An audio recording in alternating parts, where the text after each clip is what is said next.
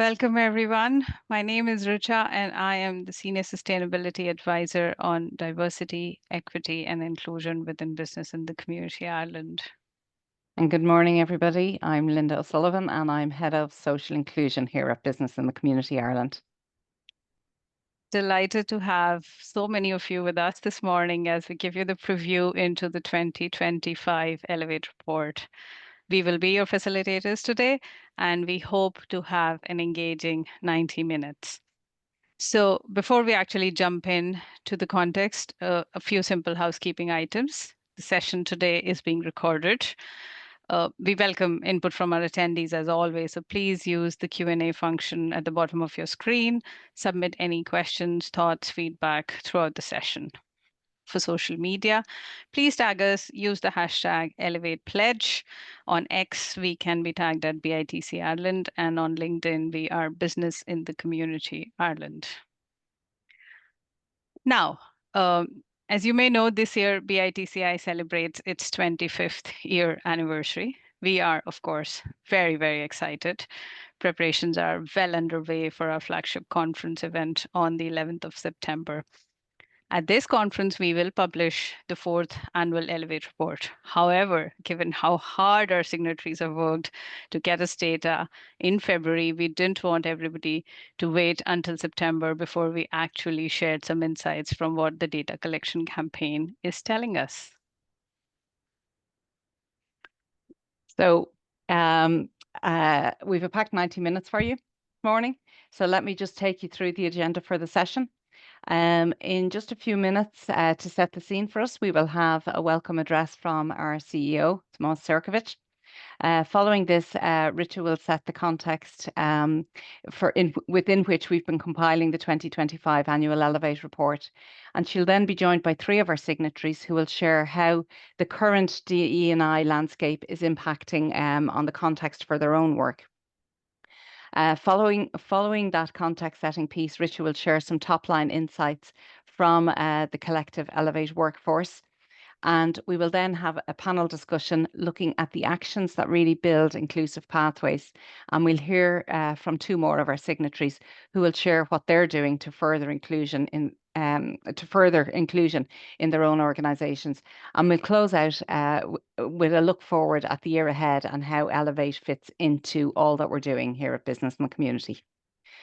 So I have to say we've been spoiled over the last few years at our flagship Elevate event in that we've got to meet lots of you in person. But given that we're virtual today, we want to try to make it as interactive as possible. So as such, we'll be monitoring our Q&A function throughout. So please do post any questions you have or indeed any thoughts or comments as they come to you through the session. We'll have colleagues monitoring that function throughout. They may answer you in real time, or we can pose some questions to our panelists. And then, of course, anything that we can't get to during the session today, we will address in the follow-up communities or communications. So just the other thing we're going to try and do, although we had a little bit of a technical hitch just before we came online, but we are going to try and do some interactive polling. So bear with me now 1 second. Oh, well, actually, can you see on your screen? Lorraine, maybe if you stop sharing, I will share the Menti poll. So we have a very short Menti poll to get us started. Hopefully that's coming up on your screen now, but you can go to menti.com or scan the QR code that's there. If you're on menti.com, the code is 34513825. You can maybe pop that into the chat. But the question we just want to throw out at you this morning, just to get us started, is to let us know what one word comes to mind when you hear inclusive workplace. So what's top of mind at the moment? Oh, great. So you can see it, you're in it. We've people quick off the mark already. So thank you for that. So safe coming up there, belonging, brilliant. So yeah, I can see psychological safety, equity, Brilliant. So look, all of those words, belonging, welcoming, progressive is a good one in there as well. Not too much on pushback. I see easy came in there as well. All right, listen, keep adding in your responses as you go, but for now the tech is working well for us. So what I'd like to do now, just to get us started for the morning and really into the session, is welcome our CEO, Thomas Serkovich, to say a few words. Thank you.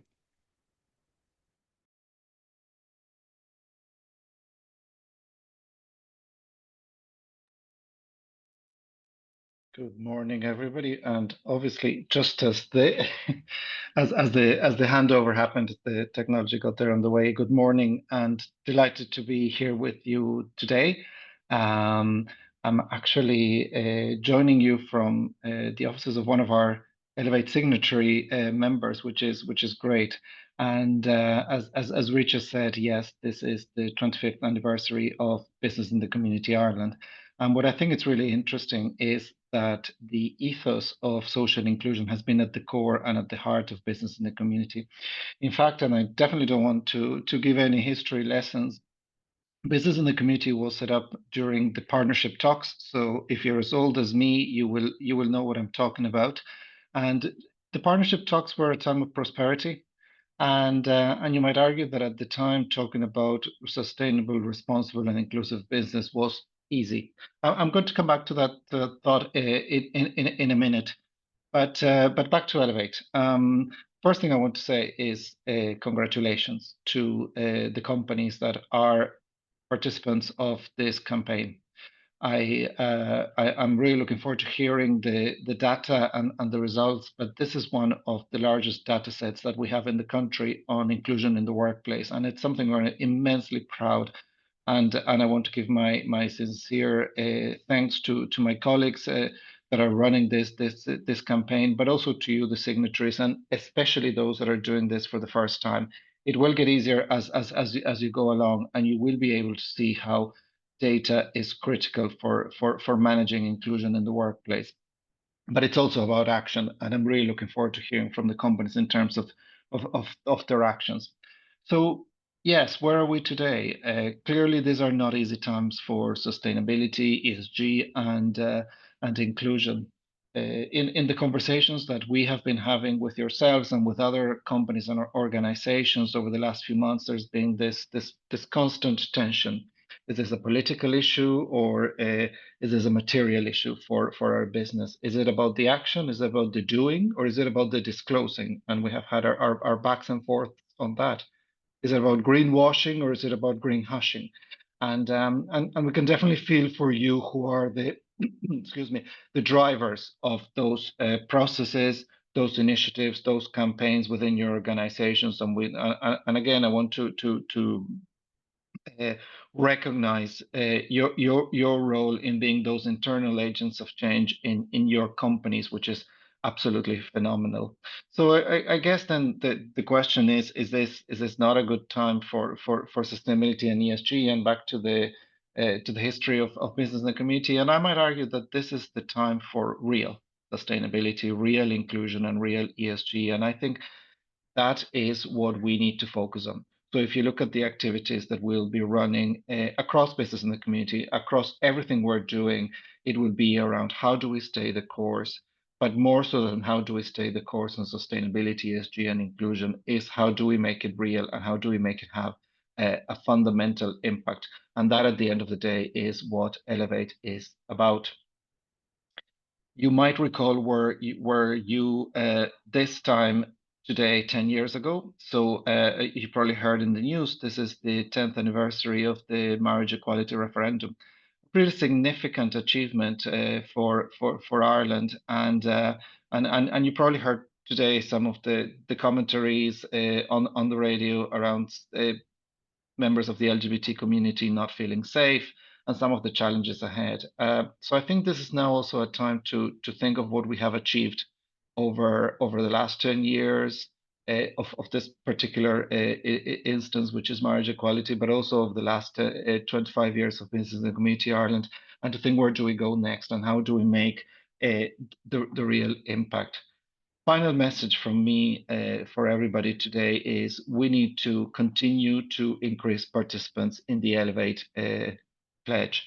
I really want to encourage anybody who is in this call that is not signed up yet to seriously consider doing that, to talk to any of the signatory companies or talk to us about how to sign up, what is required, because the greatest benefit that I have seen is twofold. Number one is the peer support. And I think now is the time where more than ever we need that peer support in terms to how to navigate these challenging times. But secondly, it's in terms of the power of the collective. The power of the collective is fundamental to drive change in our society. Business is at the heart of driving change in our society, and we need more signatories and more voices to continue that journey for more inclusion. I know that geopolitics are hanging like heavy clouds on top of us, but we need to continue to be determined in terms of what we're trying to do. Elevate is that campaign to make change happen. And I'm really excited about what we're doing. Looking forward to the conversation this morning. And as Richa, as you said, as I hand over back to you, we're looking forward to seeing everybody in September, celebrating what we have achieved and charting where we're going next. So thanks for including me in today's session, and looking forward to hearing more. Thanks, Thomas. Indeed, I think this is a topic that definitely brings in a huge congratulations, as you said, to the signatory companies. And uh, we've said this before. We keep saying this. This campaign won't be what it is without the work that goes behind the scenes from all of our signatories. So, indeed, a big shout out. And having said that, there's still loads to be done. So we'll stay the course. Uh, Moving on, I think Linda mentioned this before, and we couldn't host a workplace inclusion event and not acknowledge the global context for DE&I. None of us are immune to what is going on in the wider world, what is happening in the DE&I space. Thomas said this already, and I'm going to repeat it. It is not easy to be a DE&I practitioner right now. I'm sure you're all seeing and hearing what we are seeing and hearing. All of us have gone down the rabbit hole of these headlines. It's a sad situation. Jobs are at stake. Large contracts are being cancelled. Ripple effects of these changes are seen in the wider society.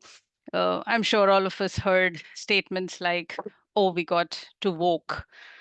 Maybe DEI went too far. We should just focus on hiring the best people. Statements like, "Let's get back to the basics." Now, despite a very visible global backlash against diversity, equity, and inclusion, and maybe other terms that are being used for it now, DI continues to hold firm as a business imperative. Around the world and here in Ireland, progressive employers are understanding that they do understand that inclusive workplaces are not just the right thing to do. They they are essential to attracting talent, essential to drive innovation, essential to sustain a long-term performance. This is the fourth year of Elevate. And it is very clear that Irish businesses have both the opportunity and responsibility to lead with intention and accountability. There are three things that we are hearing again and again from our members, and Thomas touched on most of them. The first one, that inclusion continues to be a strategic priority. It is being driven as a strategic priority through data, through actionable, measurable impacts.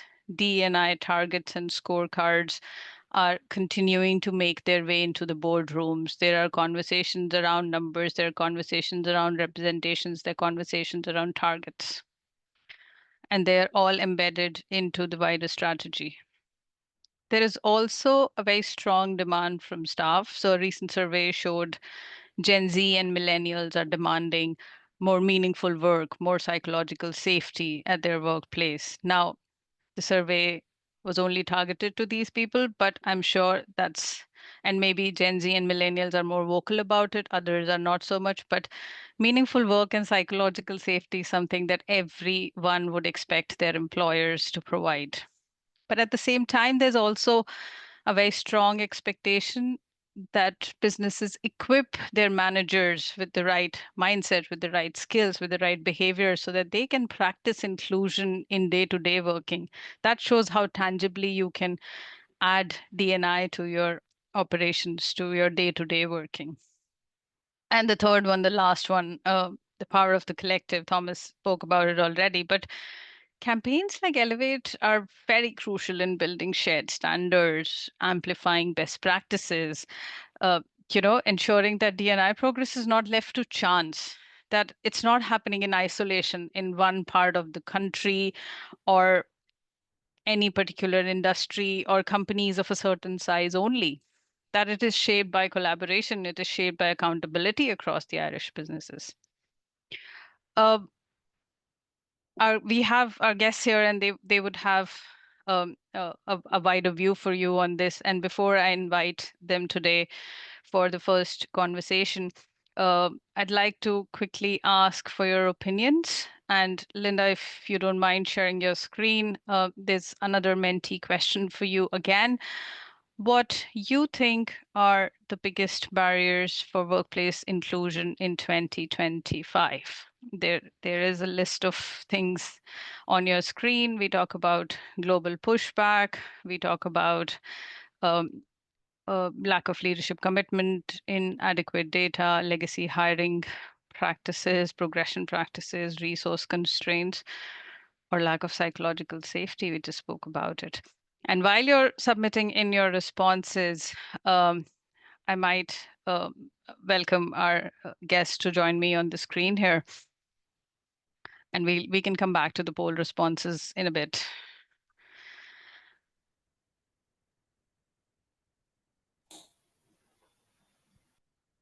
Thank you.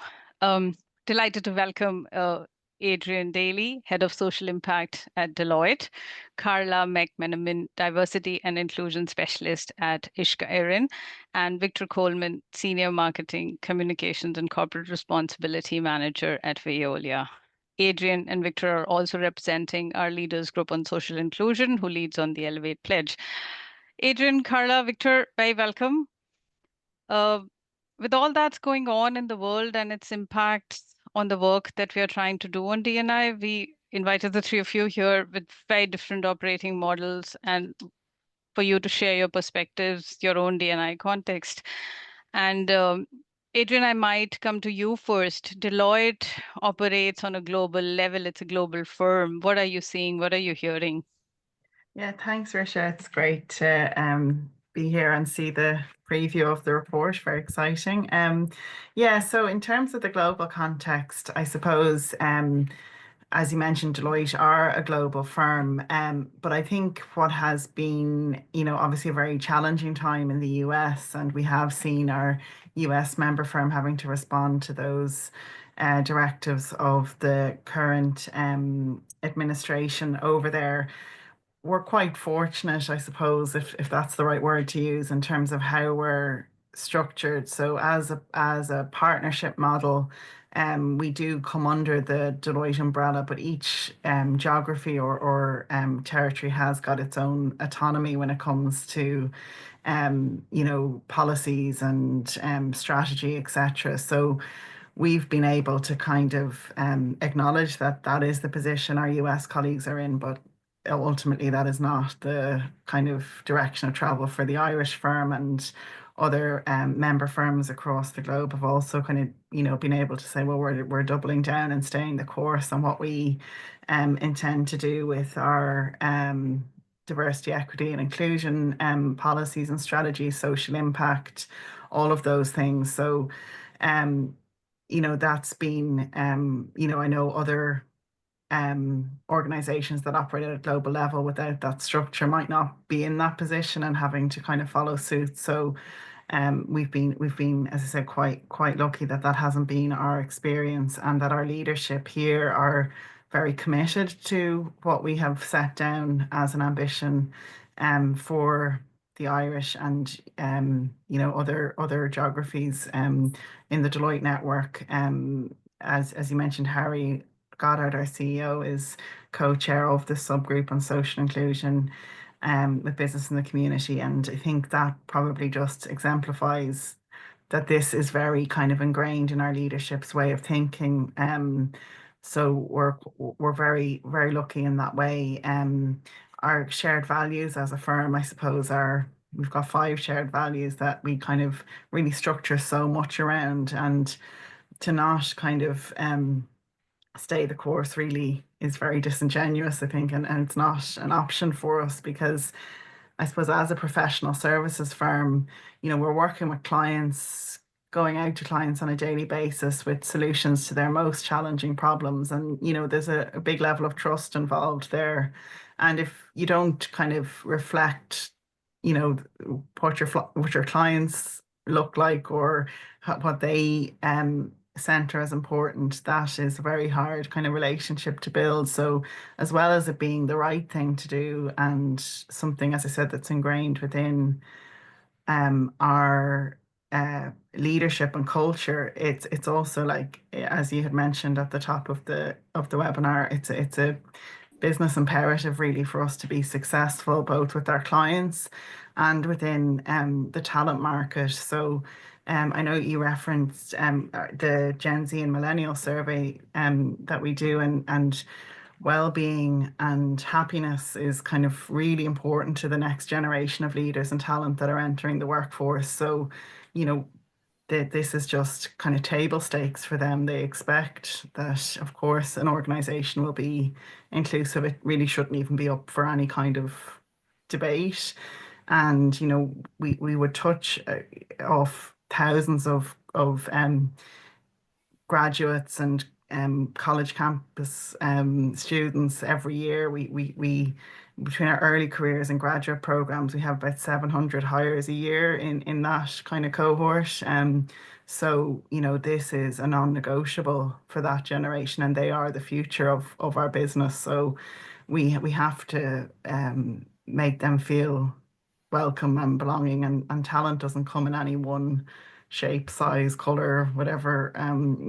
It's spread across the board, and we need to widen that net and not kind of restrict it through any kind of change in approach, because I think it will only narrow our pool of potential talent as well.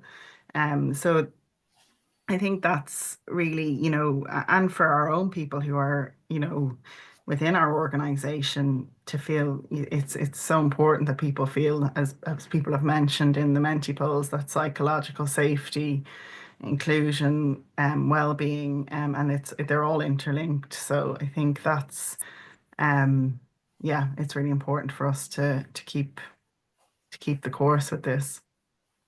Brilliant. Yeah, no, thanks, Adrienne. Very, very challenging times, but also very positive outlook, which I think brings this to the centerpiece, as you said, that it's not optional and it's not up for debate, and your talent is dependent on what you're doing, what you're seeing, and I'll come back to this in a bit. Victor, I might come to you quickly. Veolia, it's a French organization, very different operating model to Deloitte. Then what are your thoughts on this?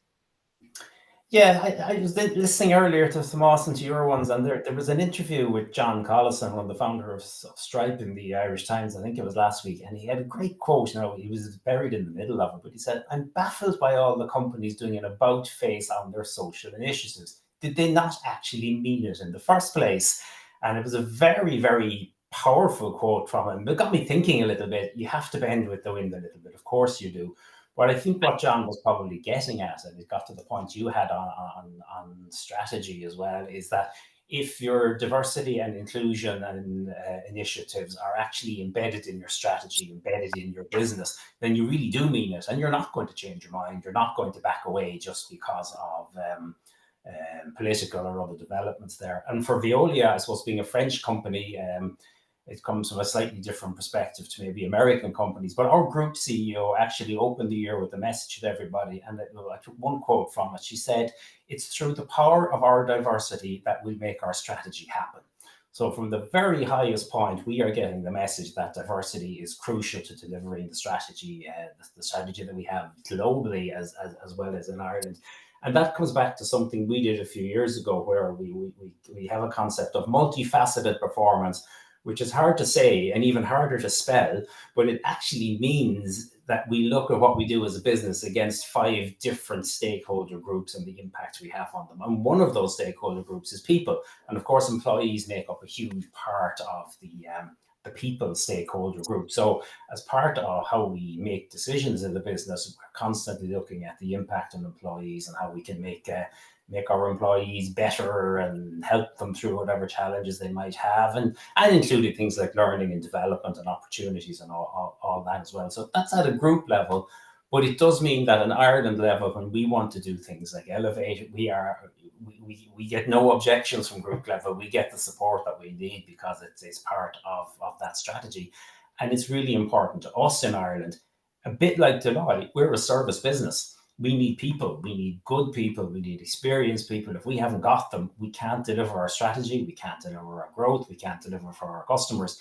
So being able to draw from a wider pool of people is really important for us. And that's where having that more diverse and more inclusive company really helps us. And our customers, again, quite similar to Deloitte in some ways, what Adrienne was saying, our customers are looking for new and innovative ideas all the time.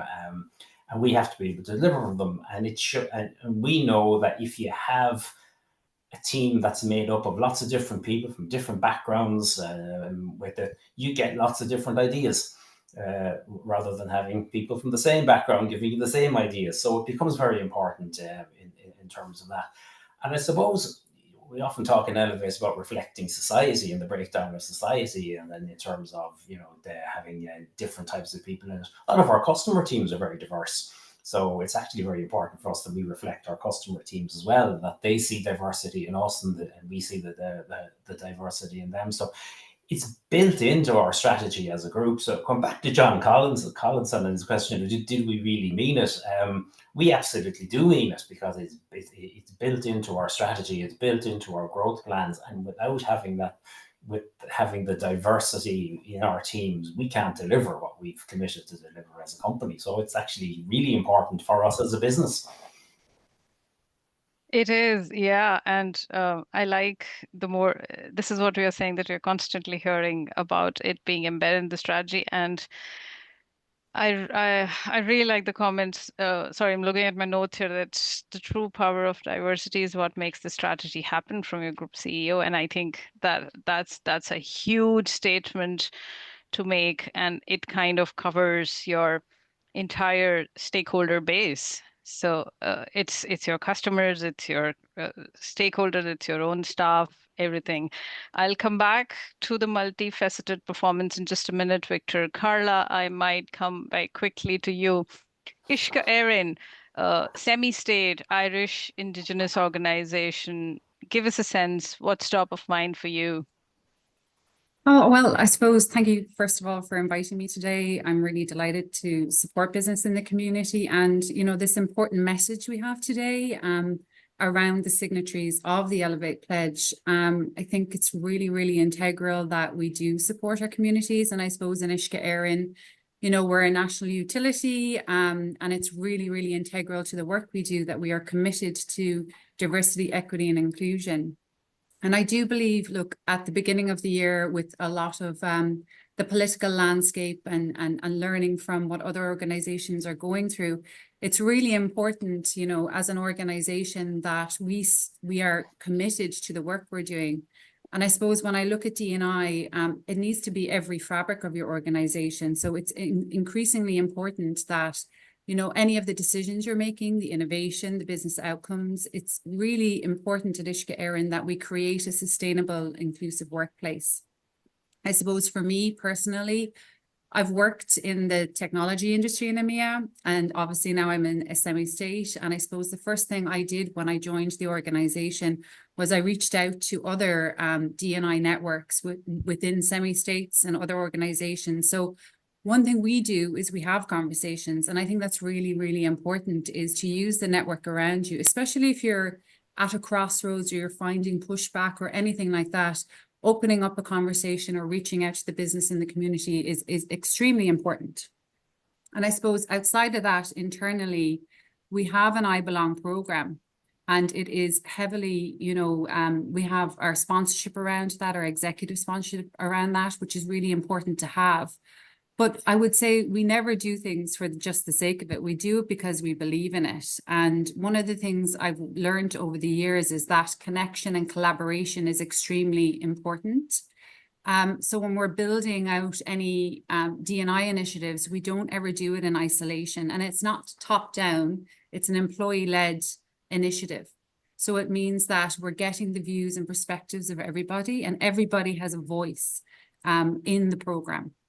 And it really is about that inclusion for everybody, which I think is really important. And I suppose one of the things I would say is that I think you pointed to it there at the beginning, and it's really about equipping our managers and our employees, our teams, with that, you know, inclusive training, and having access to it is really important. And that message of what it really is about. I think it's gotten lost in translation. And I think, you know, having that really important internal communications team within your organization that is bringing that message out to your employees, whether it's out on the field, whether it's internal into your office space, it's getting that information out there. And we have a D&I council, we have 5 ERGs, and I would say that listening to your employee resource groups and having five of them is really important. But it's really fundamental to the work that we're doing in driving inclusion across all of the dimensions of diversity and building on that culture and that ethos. So I would say for anybody that, you know, is in a situation where they might be testing, you know, the water in terms of doing initiatives or where they're at, or if you're at different maturity levels, don't be afraid to reach out, as I said, to even myself or other organizations, because it's really important, that collective voice and collective action. And at Uisce Éireann, we are fully committed to that. And it's incredible to work for an organization. I feel very privileged that I do, that are steadfast in this, and especially with the communities that we serve. Very, very interesting. Karla, I think I 100% agree with all your points, especially about the collaboration piece. And I think that's why the community of practice element is something that we keep talking about again and again. And sometimes I feel I sound like a broken record talking about it. Yeah. But one of the things that I was thinking from what you just said about things getting lost in translation, and someone had said to me that for the people, and I'm guessing all of us, most of us here today are here in the role of a practitioner, and as a practitioner you understand things differently than as someone who is not. So being just aware of that and making sure that things are not lost in translation, I think that's a big one for me. I'm going to come back to you on a couple of points just there. Victor, I have this on the top of my page, multifaceted performance and its importance for Veolia.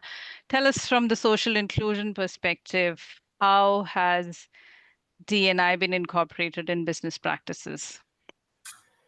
Yeah, so as we were saying with the multifaceted performance, still hard to say and hard to spell, you get, Agree. but a very good idea. And it's about considering as the impact of what we do, particularly on people. So we've looked at it, and to Karla's point about things getting lost in translation, we've tried to make it very practical. There's practical things that we are doing, and there's practical reasons why we're doing it, particularly around including different groups and people from different backgrounds into it, and expanding our recruitment and expanding and when we do recruit them, making them feel welcome and making sure that they can settle into the organization. It's one thing to get them in, you also need to keep them, and you need to make them part of it, and you need to make people contribute to it. So we've done a couple of very practical things in the last year, and one of them we've looked at an organization, Back to Work Connect, which is supporting people who may have been out of work for a while. Maybe they were raising young families or looking after a sick relative or whatever, but they've been out of work for maybe a number of years, and we're looking at helping them come back into it. And that, and on practical basis, it means helping them to adjust to the way things may have changed in a number of years, like doing Zoom calls all the time instead of, being in the office, things like that with it. And that's been an interesting one to just bring that to help bring that group in and make them aware of the opportunities that are in Veolia.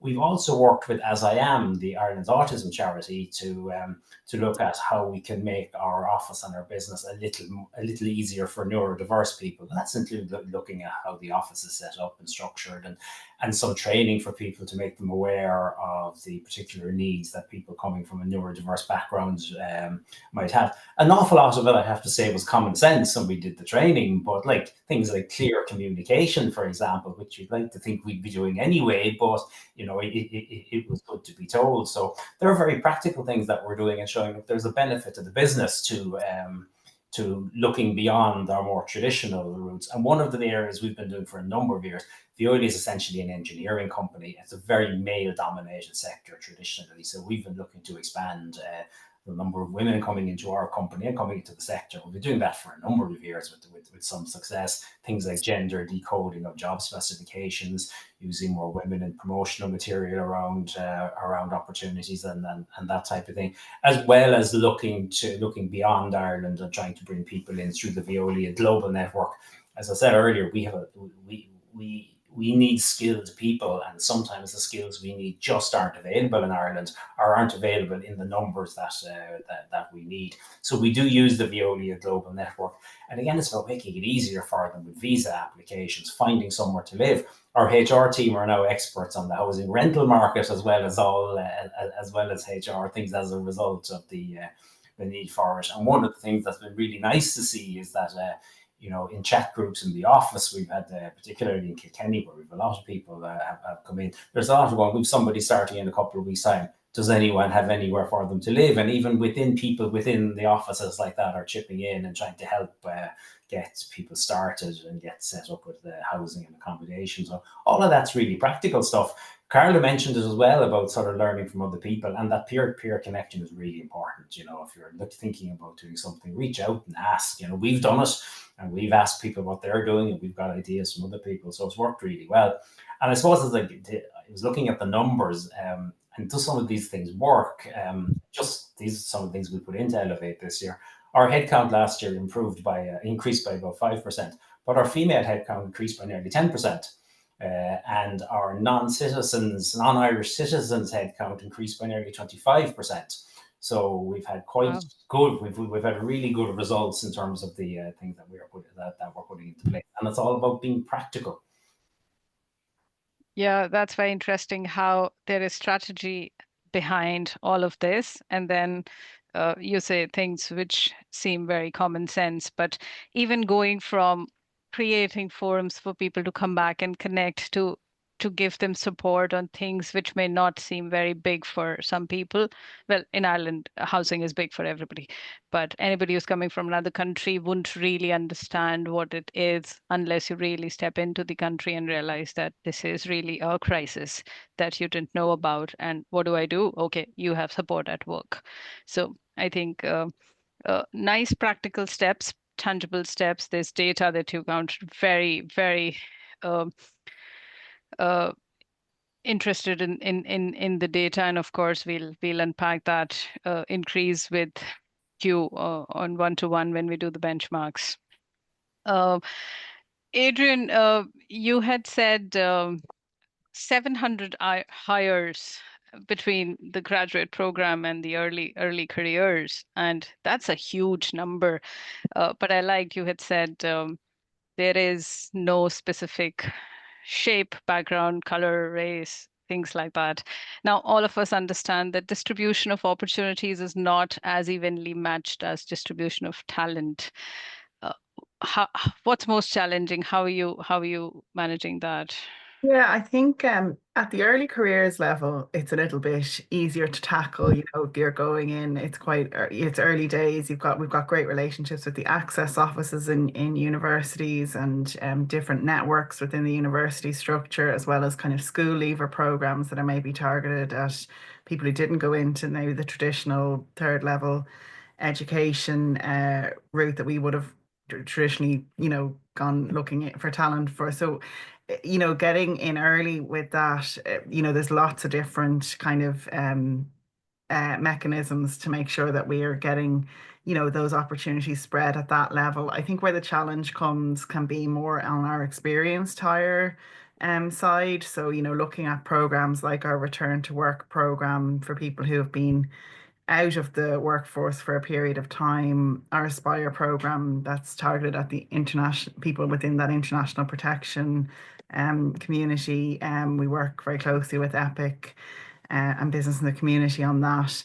And really kind of, you know, they are programs that have grown and grown year on year. But making sure everyone in the business and within our recruitment team, you know, don't just look at that as a, you know, that's a kind of a set program and once a year. Actually, that's always on talent that they can look to for opportunities within the experienced hire roles, and getting that practice better embedded within, you know, all hiring at experienced hire level, I think is you know, something that we've seen a big improvement on in the last number of years, but there's always kind of ways to influence behavior, I think, in hiring managers and our recruiters when it comes to that pool of talent. And I think then at the more senior levels of the organization, we've set very clear targets for ourselves on gender in our partnership group.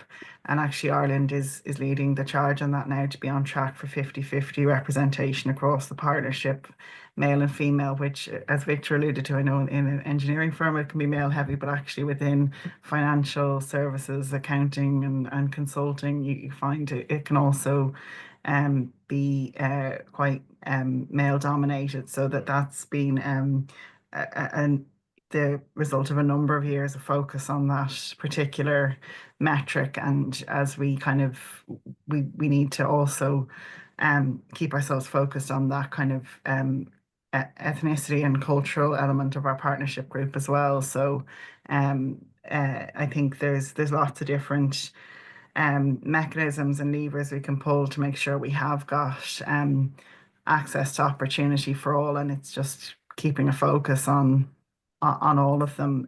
But some are obviously more challenging spaces than others. But just having good programs and supports like membership of Business in the Community is really important to get us where we want to go to. Yeah, I think it's a fair point to say that, and we'll talk more about this when we get to the data part of it. But I'm just connecting the two dots here. You had mentioned it's ingrained in the fabric of the organization it's very culturally ingrained, and there's a lot of leadership buy-in. And when you put in those targets and when you put in talent, the ways of putting talent, access to talent pool, expanding the net a little bit, it is definitely something that supports you in that, but I'm sure it's not as easy. And like you said, it takes time for the numbers to show. It takes time as the roles progress. But yeah, I think recruitment and progression is something that really brings in the supporting mechanism. Diversity at entry level could be just one point, and you can go on from there. Thanks, Adrienne. Yeah, Karla, sure, Éireann, this is a huge growing period for you. We've observed a huge growth for you, and you're not stopping. This is a continuous growing phase. Models of inclusion, you spoke about getting the voices of the people and getting solutions which are driven from them. How are you ensuring that these models are built for everyone? So yeah, we're through a huge period of growth. And as you can imagine, that comes with different needs, expectations, challenges. And I did mention our internal comms team, so that's really important in the message around everything we're doing. But I suppose one thing we're trying to do is develop our employee value proposition and building out our I Belong program onto our careers page. There's a couple of things around the strategy, and you mentioned that in those 3 focus areas. And we have a 3-year strategy, DE&I strategy, and that has been done in collaboration with our ERGs, our council leadership team. And it really focused on, when we were developing it out, that ever evolving workforce. And one of the initiatives we're currently doing at the moment is around a generational project. And it's really centered on looking at how the experience and expertise of each other can be leveraged. And I think that's really important and a key message, because we get to actually listen to people that are, you know, within maybe operational roles or in the office, and really pair them up in terms of work shadowing and other areas, so that we learn from each other and there's a space for everybody in it. We also have, you know, a really important women's network. And part of that women's network, we have a male allyship pillar. And that really brings that collective voice around that allyship and advocating for everybody. And I suppose as we grow as an organization, we need to listen to the employees. So we conducted some focus groups last year around topics of inclusion, diversity, community impact. And we take those parts and we use them to see what we're doing throughout the year. So whether it's through initiatives or events or gaps or blind spots we have, listening to all the employees just to see where it goes. We also have, you know, an engagement survey, and that reached, I think, 81% of our employee base. And we can use that as well and utilize it for future work, especially building on our future workforce. And it's something, you know, that was mentioned there, and access paths, looking at those through our university or early careers. It is an easier area to look at. But at the same time, that's our future workforce. So our DE&I strategy is also linked to our people strategy, which is really important. And it's also linked to our corporate strategy, which is Thrive. And the H in our Thrive is to harness a safe, diverse, inclusive workplace. So that kind of brings a lot of the initiatives and the work together and cements it all together for us to be able to like really go out and go about it the right way. But I would say it's ever evolving and challenging in the space, and it's really about that attraction piece.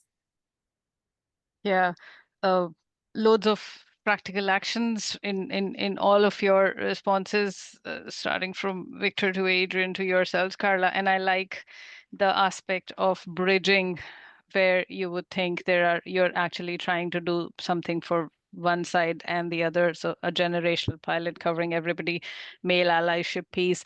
Thomas mentioned 10 years to the marriage referendum. I was listening to the radio this morning, and one of the guys said on the radios that those votes didn't all come from the LGBT community, but came from the people who believed that, who were our allies, came from the people who believed that everybody should have equal rights. And that's the whole thing of building that group of allies. So great. And we keep coming back to the strategy. Loads there. I have 6 pages of notes here, and I'm sure our audience got some nuggets too from that. I might ask all of you to stay on for a bit. Linda's back. Linda, what are we seeing? Hi, everybody. So there's not too many questions coming in, so I would just encourage people to throw in questions, because like yourself, Rich, I've been taking copious notes, and there's lots of really interesting things there. So I'm sharing my screen there. I'm seeing funny things on my own screen, so I don't know if you can, Yeah. see. So just interesting. The biggest barrier at the moment that people are seeing is lack of leadership commitment, and it's a bit of a distant second, but the global pushback. So I think that whole context and kind of the nervousness maybe around putting yourself up on this piece is alive and well, albeit we can see that, you know, it is business as usual, and the the duty of care to all of our colleagues and the recognition that we have a diverse workforce is totally evident from the panelists this morning. So I think there's interesting insights for us there as we kind of unpick the data over the coming months and that, and we will certainly talk to you, and we'd love to hear if there are particular areas of support that we can come in on. But that leadership piece will be a big focus when we launch the full report at our conference as well. So I'm just going to stop sharing. There is one question, and Karla, it relates to you mentioned inclusion is for everybody, and I know you touched on a male allyship program as well. But is there anything that you're doing, or how do you get say the men realizing that gender is about them and not just about women, or as Rich has said, LGBT community issues are not just about it's not just up to the minority communities to actually kind of fight for their equality. It is everybody's responsibility. So I don't know if you've any tips or things. Yeah, I suppose there's a couple of things there, I would say, and thanks for the question. I'm definitely an advocate of ensuring that inclusion is for everybody. And I suppose that the male allyship piece, that has come about through our women's network. And I mentioned our engagement survey. And one of the things around our engagement survey is that there are aspects of that around DE&I and questions that we do ask. But I actually had a leader from another department come to me and say, look, there was something in there I wanted to ask you about in terms of gender and within the team. And I wonder, would you come and actually do some training to our team around this? And I suppose that's where it built off. So I did a little bit of training around bias, inclusion, gender identity, and things like that. And then it just expands. And I think that's really important. And that one person became an advocate. And then that went to another team member, and then the next team member. And then that built into our women's network and allyship piece. The other thing is we have a family network, and our chair of our family network last week held with our family network and everybody obviously involved, a really impactful session on workplace well-being and parental leave, and looking at different types of parental leave. And we had 2 male participants on that talking about taking parental leave and how they step in and step out of the workplace, and even the challenges that they're facing in terms of collecting their kids at home. And I think that's really impactful too, because we have employees that are listening into that are getting engaged, but also going, oh, I'm a new dad, that actually resonates with me, or maybe I should reach out to this network, or actually that's happening in my team and that person actually needs to take an hour off to go and collect or bring somebody to the doctor. So the allyship piece is around everything really. And I think it's really about, those tangible pieces of events and initiatives. And then that slowly becomes something that will grow. And another area is an ambassador program that we're looking at this year too. So it'll kind of hit on all of those areas. Great. Thank you, Karla. And look, no problem. Just another question in, and I'll just throw it open to any of you that want to come in. It's just on that poll result. Any thoughts on what's most needed from leadership at the moment? On this space, what do we need leaders doing? Does anybody want to come in on that? I actually might just add it in as an open-ended question on Menti as well, that the audience please put in kind of what you'd like to see, and we'll capture it for our ongoing work. So I'll make that live now as well. But Karla, were you going to come back in on that? I was just going to mention something there on that. I think it's really important, that visibility piece and showing up, simple thing, showing up at events, initiatives, and asking your teams to as well. And I think that's really, really key. Visibly having it on your discussions, putting it on to anything around your sessions that you have with your leaders, your heads of function, and making it a priority, and continually going back to the strategy. And if you don't have one, putting a plan in place around that, even if it's a 12-month plan. Visibility is key on this, I do believe, and showing that commitment really not only like supports the employee and that psychological safety piece, but it also it really encourages your teams. And we know that like the pushback that has gone on across the board, you know, it leaves a really bad taste in the mouth of your employees if you say that you're committed to something and then you're not committing to it in the long term. So I would encourage anybody who is having any difficulty around that leadership piece to go back to the basics and really explain what DE&I is really all about. Brilliant. Thanks, Karla. I've just caught sight of the time, and I know we've data to get through, and a second panel. So we might back to you, Richa, for now. Thanks. Thanks, Linda. And thank you, Adrienne, Victor, and Karla. It was a delight to talk to you. We could sit here the whole day, keep talking about this, but in the best interest of time, as Linda said, we will move on, and I'll talk us through some data that we are seeing. I'm sure all of you remember your group projects in school. There was always that one kid who did all the work, a few who contributed just enough to stay in the game, and at least one person in every group who somehow got full marks, but without any effort. And if nobody is monitoring this, then it can feel very, very unfair. It can feel like the norm as well. But that's why DE&I metrics matter. Without data, inclusion is just a feel-good concept. With it, you can see who's thriving, who's being overlooked, who's represented, who's underrepresented, how to create an environment where everyone gets a fair chance. In other words, access to opportunity, and we've been talking about it. So moving to the report and the data, we've said this before, and I will keep saying this. Big shout out to all our Elevate signatories. Thank you for giving us the data. Thank you for making this report possible. We know it's a heavy lift, but it gets easier, as Thomas said. A good few of you have been doing this for 4 years in a row now. While we have a number of new data sets since the last launch, including John Sisk and Son, they are our newest signatory to the pledge. We are officially releasing a preview of our 2025 annual Elevate report today. Our signatories got a sneak peek about it already. Some of you might even have read it. If you haven't seen it, don't worry, it's on our website. And of course, we will share the link in the follow-up communication.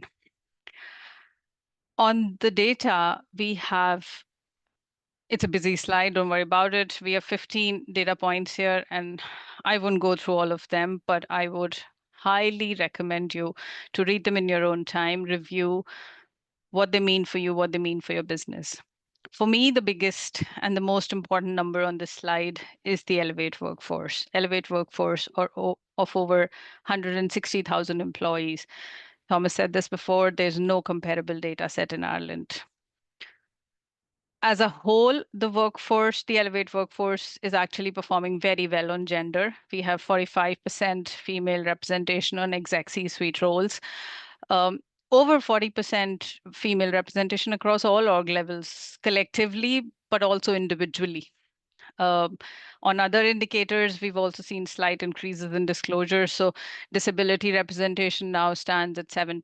Ethnicity is at 16%. The general ethnicity population is about 13%.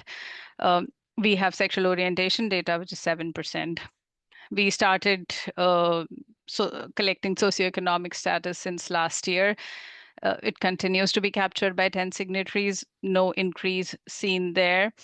This year, we reported 33 employees together from the Traveller and Roma communities within the Elevate workforce. In our first publication, we had 2. And in the last year's report, we had 12. So that's a good disclosure there. We also introduced a new category this year, neurodiversity, and got 6% disclosure on this. Now, some categories, of course, are better represented than others, and we are quite behind in many of them, although we don't know yet if they are lacking reflection or if they are lacking disclosure. In our conversations with all of our signatories, we've seen that more and more businesses are creating a culture of trust, focusing on awareness building and education, proactively providing supports. We just heard from 3 of our companies who talking about this practically. So all of these contribute towards building confidence in data disclosure. So we will see how that goes. If you look at the nationality stat, there's approximately 4 in 10 non-Irish workers amongst ourselves, and that showcases a very clear demand for businesses to focus on cultural integration, but not stop there, and also create an environment, build a sense of belonging, psychological safety. We've been talking about this. What it basically means is that you're allowing people not only to understand the environment in which they are operating, but also to show up as themselves, to be themselves. There's another very important stat that came out of the data when we cross-referenced age and gender. Within the Elevate workforce, in the age bracket 41 to 65 years, 1 in 3 women work part-time in comparison to 1 in 8 men in the same age bracket. I came across a very interesting term recently, and I hope I pronounce it right. It's called menopenalization. It shows how intersectionality impacts an individual. So now we are not just dealing with being a female gender, there's also age, and there's a health condition. So women of a certain age bracket are being tagged. This is outside. Women of a certain age bracket are being tagged as those who've either reached their peak or will not have what it takes to succeed. I was reading an article, and a woman of a similar demographic who was looking for a job that pays what she thinks her worth is said, I forgot one crucial factor. As a 48-year-old woman, I am as replaceable as the swivel chair at my desk. I was struck by that statement, and it is a hard fact, and it is happening in reality. As soon as you start changing the characteristics from what is considered as normal from the people who are sitting across the table, experiences change drastically for people. So there's something in there. Moving on to the next slide, we continue to emphasize the benefit of building data-driven decisions. I'm sure at this stage, all of you are tired of hearing data from me, but very, very proud to say 70% of our signatories now have, or they're going to launch a voluntary disclosure campaign in 2025. We've come a long way from where we started. Where we started, there was a lot of fear, there was a lot of worry, there was a lot of misunderstandings, there was a lot of people were not sure how their own staff will take the voluntary disclosure campaign. So campaigns have started, although the disclosure rates are still not as good, but we'll continue to work with you and we will build confidence in disclosures.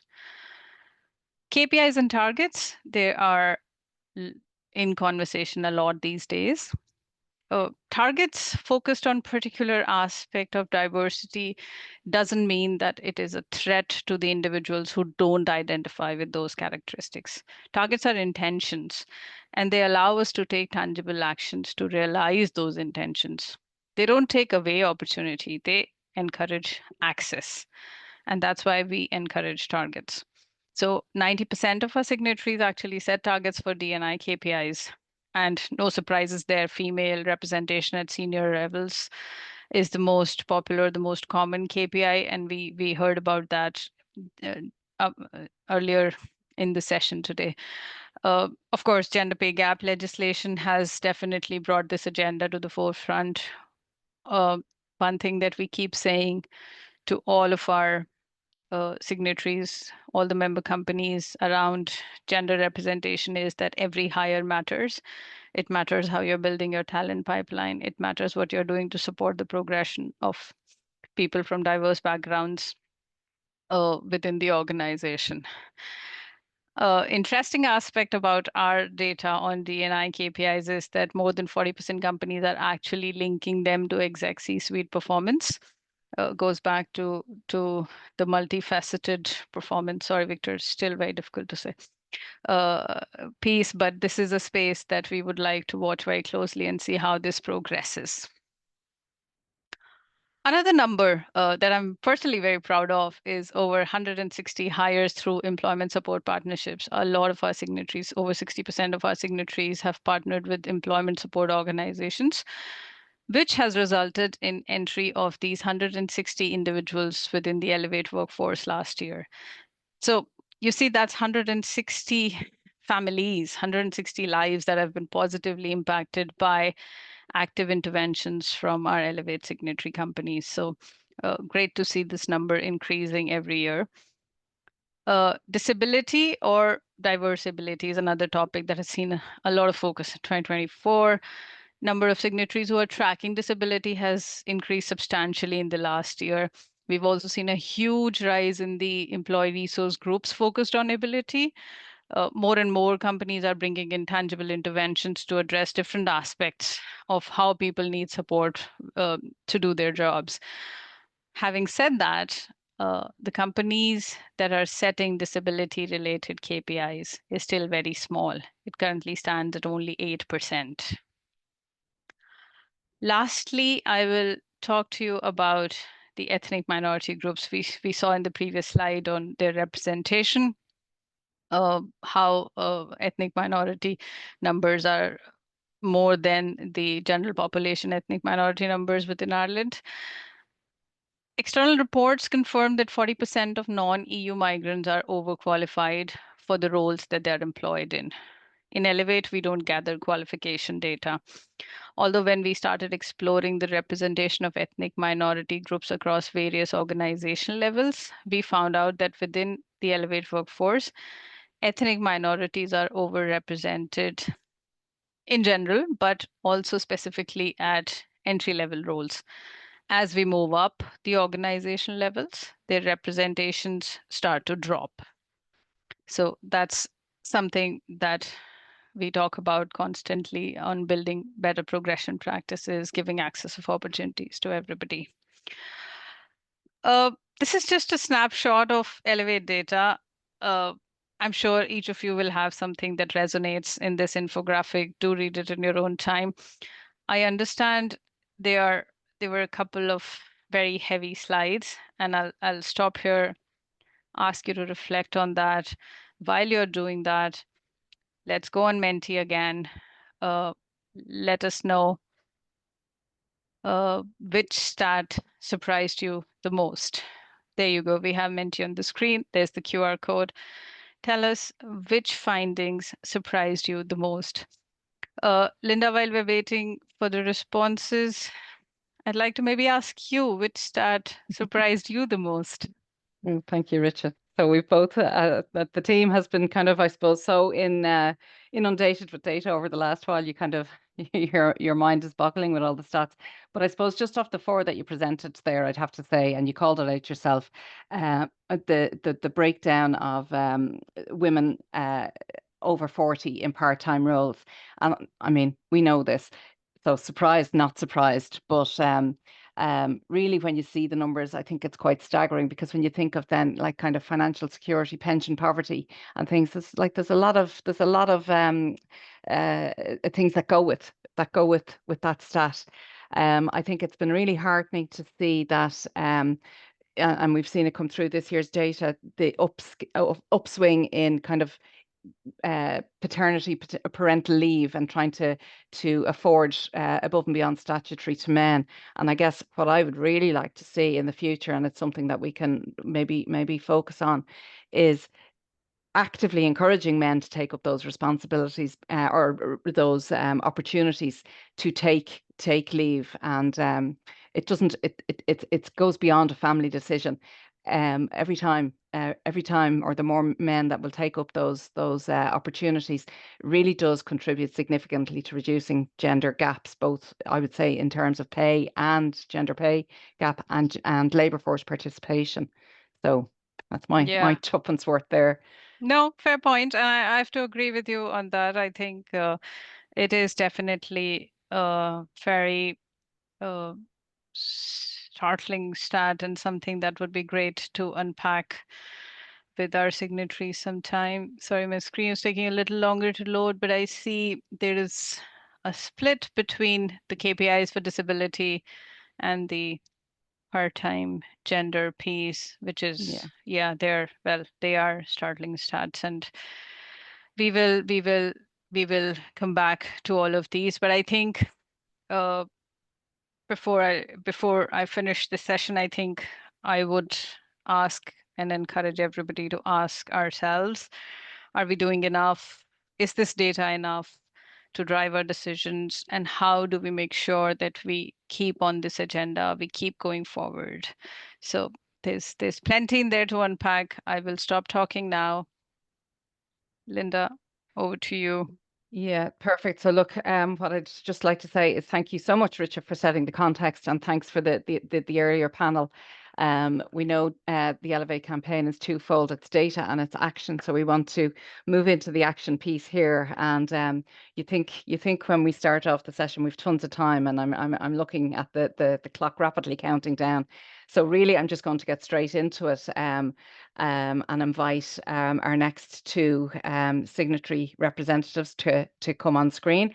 So if I can invite Paula Wazoo and Shane Cowley to join me on screen. And what I'm going to ask you to do is firstly just introduce yourself, and if you want to maybe give a very quick kind of comment about the context and how it's impacting within your own workplace, just as a nod to the earlier session, please do. But I might ask Paula, you to go first and just introduce yourself to the audience. Thanks, Linda. Really delighted to be here to represent Glenveagh today, one of the signatories of the Elevate Pledge since its first year in 2022. So my name is Paula Uisce. I'm Senior Business Partner at Glenveagh with responsibility for HR, but specifically also talent acquisition and ED&I. I've been with the business for about 7 years now, just over 7 years. I suppose in terms of context, Glenveagh is one of Ireland's leading home builders. We delivered 2,400 new homes across Ireland in 2024, and we employ just over 500 people across our head office in Maynooth, around 15 active construction sites, and 2 manufacturing facilities as well. So we, by our very nature, we're a very diverse business. We have 23% of our workforce non-Irish, we've 29 different nationalities across the business. We've 34% female participation in our workforce, which in construction is over 3 times the industry norm, and about 40% of our workforce is under 34 years of age. So I suppose by our very nature, we are, and we've had to be, a very diverse and inclusive workforce. You know, in terms of your question around context and pushback, etc., the construction industry in Ireland employs about 750,000 workers. The average age of those workers is 42.3 years of age, and 20% of the workers are over 55. So it's actually a very low participation rate among new entrants into the workforce. And so the industry needs 79,000 additional skilled workers to meet the 2030 housing and retrofitting targets set by the government. So therefore, not only do Glenveagh want to be an inclusive business, but we need to be. We need to, in order to play our part in increasing the housing supply, we've had to really ensure that we were welcoming, inclusive to all workers, you know, to attract them both into Glenveagh, but into the industry as a whole. Yeah, perfect. Thank you, Paula. And Shane, I just ask you to introduce yourself, and then we'll get into some of the examples of the stories behind what you're doing. Yeah, sure. Hi, Linda. Thanks again for inviting me to participate on behalf of EirGrid.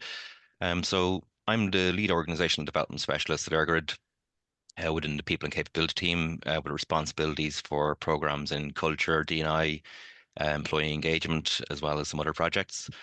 EirGrid are responsible for the secure, safe and reliable delivery of supply of electricity now in the future. We're in a continuous growth phase as we prepare the power system for decarbonising and the onboarding of more renewable energy and offshore grid development. So with that, we're naturally becoming a much more diverse organisation. We're barely recognisable from the organisation we would have been 5 years ago. Back then we had 18 nationalities, now we have 50 nationalities in the organisation. In terms of the context of the global pushback, it's kind of similar to some of the comments made earlier on by the earlier speakers. We have we're a semi-state company, so we're not directly impacted by what's happening internationally, but it's something we're paying attention to and observing, aware of the different perspectives that might be out there in the workforce or in the public. But we're very much focused on doing what's right for our own organization and our people based on what the data and evidence that we're collecting internally. Yeah, brilliant, Shane. I just see a Yeah. visual just popped up Just on the saw it, screen yeah. there, which is around your employee resource network. So I know that from speaking to you, it is one of the things that you are most proud of at EirGrid, over what's been going on with your employee networks in the last 12 months. So maybe would you just take us through that and give us a flavour of what you've done and how it's working for you at EirGrid? Yeah, sure. So we had a considerable phase of very much listening, engaging with our staff, from surveying, having post-survey engagement, listening sessions, and then we also had an extensive period of DE&I focus groups. And one of the key recommendations that emerged from the focus groups was to have enduring networks on these topics and on these themes. So we introduced, from the discussions within focus groups as well, it was decided it'd be best to have a more informal structure to our networks. So as opposed to having a traditional ERG structure, we went for a slightly more informal, softer approach with a network. So an example of that would be each network has a scope, but it's a relatively broad scope open for their interpretation. Their key purpose is to initiate activities that support inclusion and help to further embed a culture of inclusion. Each network would have a senior sponsor, but the senior sponsor is there as an equal network member, with a focus on supporting leadership engagement with the network. So we allowed the networks, first of all, to form their own identity. So they formed their own identity and branding, and moved away from the kind of more organizational language which they had started off from the focus groups. And that really seemed to have created a strong sense of ownership. So there's a really strong sense that this is an employee-owned initiative, as opposed to being a HR initiative, including employees. And straight away they have strong social focus and strong cultural focus, but very quickly having started working on their program of celebrations and awareness activity, they naturally started to form into focusing on some inclusion initiatives that go beyond just the social awareness and celebration. And we're seeing some fantastic initiatives come from that already in what's a relatively short space of time. They've only been properly up and running in approaching 12 months now. So we're seeing that, and the important part we're seeing as well is that collaboration and intersectionality. So we're very working closely with each network, as well as with other groups within the organizations, such as Sports and Social Committee, even IT, workplace facilities, HR. So yeah, so it's been great to see the evolution of the network as well, and giving them the space to evolve. Yeah, I think that's interesting. And I think one of the examples you gave was from your ability network. It's Seen, is yeah. Seen, is that it? Supported, embraced, enabled, and nurtured. Yeah, great. And they recommended an accessibility audit. Yeah, so that came about. So they've done a number of, again, awareness events. But then just to make up the network, there's some people in the network from the workplace facilities team, there's some people from the IT team, and they were, when discussing some of the other initiatives that they could influence, they realized that actually there had been talk and plans about running an accessibility audit for some time, but then this would have been the catalyst actually to get the people together to run it, and came out of that as well. Those same conversations also led to an awareness then that we have a lot of sports in the organization for various IT sports available for different accommodations, and it's not it's there, it's not readily widely known about. So the people in the C network who were involved in IT decided to create a portal that basically shows in one place all the various different IT accommodations and different sports that are available to every employee as well. Yeah, I think it's great because like we would really see the value of employee resource networks within companies, and there can be a tendency, and I think it's a great starting point to look at that social thing, and so the celebratory events. But then when you can see how it gets embedded and how you actually make the working life better for colleagues through the autonomy that they've been given to scope out their own frame of reference is brilliant. Paul, I'm just going to come to you now, and I know that employee networks are also a strong feature at Glenveagh, but you mentioned your gender representation stat. I think you said you're 3 times the industry standard. Is that right? So maybe would you just give us a sense of what you're doing and the activities that you're doing that's leading to that success or helping you paving the way for the success that you're seeing? Sure. I think, the first thing that was really important and instrumental was really setting a strategy and linking that strategy and ensuring it was linked to the overall business strategy. So we signed the Elevate Pledge in 22 and we launched our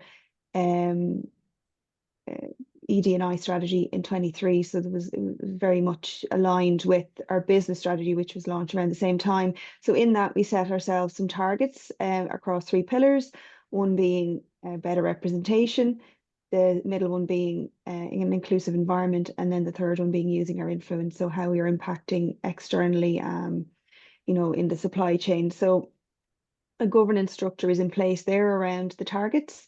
So at board level, so we're a PLC, so at board level, we have an ESR committee to which the ED&I steering group reports, and that ensures that, the robust reporting and metrics are in place and aligned with the business strategy. And then from a bottom-up perspective, similar to Shane's examples at AirGrid, we've network groups, we've 5 of them representing ethnicity, women's, parents and carers, LGBTQIA+ and disability. So those network groups would each have a senior sponsor. Senior sponsor really is there as an ally and a budget owner and minder of that. But there are terms of reference around the network groups around education, events and celebration. But aside from that, they set the tone, they set the agenda, and they set the calendar for the year. So that helps to ensure a level of autonomy within those groups. But so that's the sort of governance structure we have in place, supported by HR, communications, and sustainability as well. We from a gender perspective, back to what I said at the beginning, we were missing out on key talent as a business. So we set some targets around female participation in Glenveagh, and we quickly increased our female population up to the 34% it was at the end of last year, and it's still growing. Specifically, we set targets around graduate intake. So we target that 30% of our graduate pool should be female. We hired 45 graduates last year, and 38% of them were female. So we've hit and overachieved those targets every single year, and that feeds the talent pool obviously into the next target, which is females at senior management level. We were very ambitious in setting a target of 28% around that. We've progressed, but we haven't achieved that yet. But we're sure that we have set the steps and put the building blocks in place with the talent pool that we have. and with the training, development and support initiatives that we have in place for our female colleagues. And then the third female focused target that's set in the strategy was board members. Yes, that's one we have achieved. So we 44% of our board made up of women against the 40% target that we set. So we did set some very ambitious targets, but with the governance structure that we put in place, with the support from the business and the leadership buy-in, we've achieved, or at least well on our way to achieving them. Yeah, and I was struck by you mentioned it there that you published your first DE&I strategy in 2023. So that was like a really important milestone for you. Yeah. It feels anyway, and you actually have that as publicly available. So it's well worth a look to those of you out there who would like to follow a similar process. Just both of you touched on as well the business and the developments within the business, and like the kind of the growth, the changes that have happened in the business, or the changes that need to happen. Like what sense are you getting from your colleagues around this? Like, are you seeing increased scores in trust surveys? Are people talking to you about the work that you're doing? I might just ask you both to come in. Paula, if you want to stay on first, and then Sure. Shane. Yeah. I mean, we set ourselves targets as well in the strategy around our diversity and inclusion and culture scores in our engagement survey, which we run through Best Workplaces, Great Place to Work. So those scores have increased, and particularly we've been able to look at the male and female scores across diversity and inclusion. And while overall the scores have increased by 4 to 5 points, the female scores have actually increased considerably more. So that just shows the impact that the initiatives and policies and procedures have had on our female colleagues. So things like, we have a mother's room in our head office available to moms either on maternity leave or returning from leave that want to use the room to express milk for the babies. We have a sensory room in our head office as well, and we've a multi-faith room that's available for use by any colleagues. We have a really collaborative working space, and Richa and Marion visited us a couple of weeks ago, so I was very proud to give them a tour of our we still call it our new head office. We're moved in 2 years now, but it was designed with inclusion and collaboration in mind, so we're very, very proud of it. Yeah, So it's sorry to cut across you, Paula. The clock is my enemy this of morning. course. And I've had the pleasure of being in your head office as well, and it's fantastic. Yeah, and you can feel it. You can feel the inclusion when you walk through the doors. Shane, maybe just quickly come to you just on that same point about what your colleagues are, any feedback or sense you're getting from colleagues around all of the work that you're doing. Yeah, similar to that, like there's been a lot of different feedback coming from especially from recent surveys. So like 5 years ago, we would have embedded our D&I into our business strategy, but we're kind of seeing evidence now in recent times that actually that's also embedded in culture, which is fantastic. So in our most recent engagement survey, we had a very high, in the mid-80s score for how included people feel. And in the D&I section of that engagement survey, which was fantastic. But what's even more interesting was we had an 89% participation rate in that survey, and we had nearly everybody participate, also provide extensive positive feedback. And a lot of the tone of that feedback was very much acknowledging all that's happened, especially in the last 18 months, from everything from enhancing our flexibility options to introducing our inclusion networks to having more of a listening approach in across various initiatives and people-focused initiatives. And then that was coming through recently. We had a month of extensive listening workshops with staff and with leadership, and we're getting that same kind of feedback coming through. So we're tentatively don't want to get too ahead of ourselves, but it would seem like inclusion is embedding in the culture, and it's no longer just a HR topic.